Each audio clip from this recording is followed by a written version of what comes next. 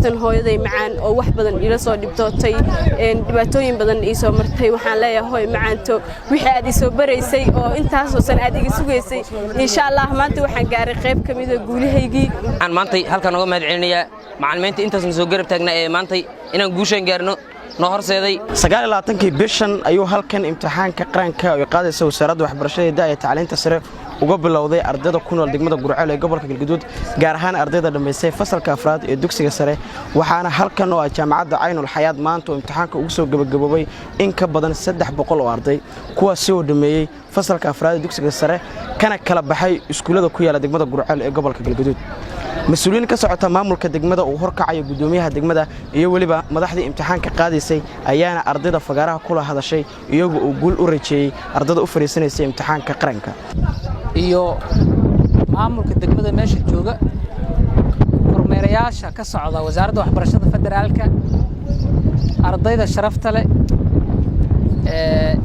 shaqaalaha imtixaanka waardiyeynaya dhamaantiin assalaamu calaykum waraxmatullaahi wabarakaatuh maanta ay taariikhdu tahay 2 bisha Juun waxaan ku sugannahay xarunta Aynul Hayaat University degmada Gurceel oo ah goobtii ay ka dhacay imtixaanka dugsiga sare ee fasalka 12aad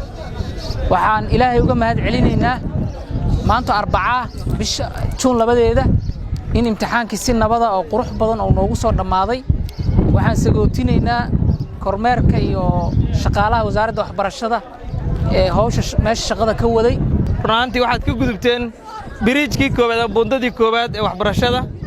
lana dhihi karo runtii waa bundada ugu adag ee qofku markuu waxbarashada ku jiro uu ka gudbo waxaad u gudbi doontaan heerkii jaamacadda oo ardaygu isagu mas'uuliyad ay fuuleysay inta badan waxaan rajaynayaa insha Allah inaad ku dhamaysan doontaan insha Allah iyadana farxadan mid lamida waxaan rajaynayaa guul iyo barwaaqo bacda salaam runtii maanta aad baan u faraxsanahay farxaday ii tahay maanta inaan la joogo ardaydii reer Gurceel lambar gaaray ilaa 400 oo arday in oo maanta soo qalin jibisay oo faraxsan oo rajaynaysa inay kaalimo fiican ka soo muuqdaan waxay ii tahay farxad gaara waxaan rabaa marka koobaad inaan u mahad celiyo wasaaradda waxbarashada oo runtii dadaalkeedii iyo isku xirnaantii imtixaankan heer qaran ka soo shaqaysay sidoo kale waxaan rabaa inaan u mahad celiyo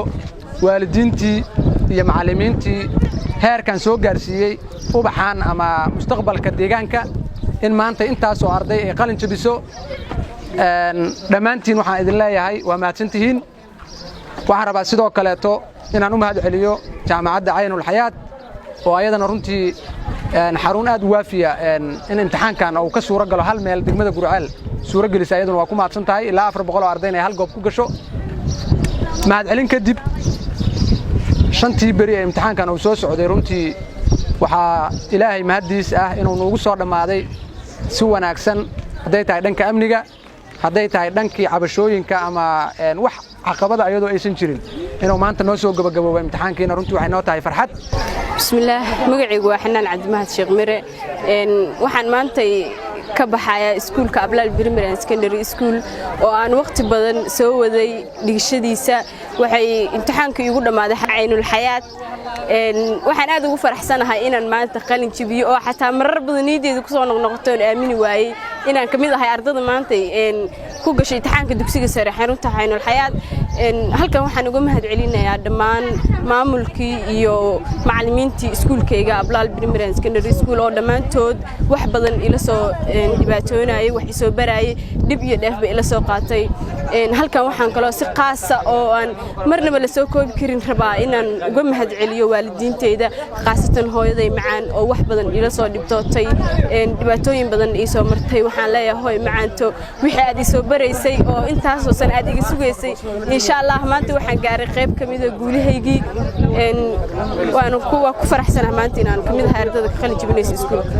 waxaan maanta halkan uga mahad celinayaa macallimiinta intaas soo garab taagnaa ee maanta inaan guushan gaarno noo horseeday oo iskuulaad iyo meel walba nala taagnay waxaan sidoo kale u mahad celinayaa waalidiintii iyo dhammaan intii ka soo qayb qaadatay inaan maanta wax barno oo noo dhamaado fasalka 12aad